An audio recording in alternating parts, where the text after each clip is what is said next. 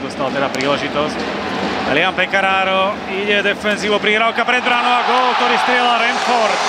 Slovan po pár sekundách otvára dnešný duel, presný zásah Brenta Renforda.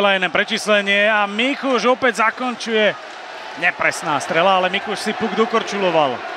Poslúhal za bránu, pred bránu a Joona Jääskeläinen vyrovnáva na 1-1. 6. gól v play-off pre fínskeho. A čo je pre Košice dobre, najmä gólovi. Kován si teraz priblížil bránu, Polok a úplne voľný na opačnej strane a skórujúci napokon košický hráč. Košice teda idú do vedenia. Ešte si tam Olson sa teraz ďaleko neprebíjal, Mahbod pred bránkou má Takáča a vlastný gól si strieľa Ferenc.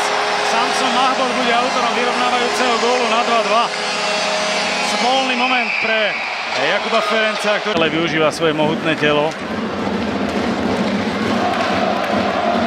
Teraz súboj s Golianom a prihrávka pred bránou a Marek Slovák dáva gól, po ktorom Košice vyhrávajú 11 minút pred koncom tretej tretiny.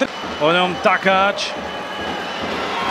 Ale Takáč to neurobil dobre a rozhodnutie má na hokejke Patrik Rogoň. A Košice sú v semifinále. Gratulujem oceliarom a k postupu tou najrýchlejšou možnou cestou, a to cez 4 zápasy. Rovnako ako sa to s najväčšou pravdepodobnosťou podarí aj Rysom, pretože tí sekundy a košickí fanúšikovia nielen tu v arene Ondreja Nepelu, ale aj na východe môžu oslavovať. Dan Seaman tou najkratšou možnou cestou predviedol svoj tím až do semifinálových bojov, ktoré budete môcť sledovať na obrazovkách Joysport.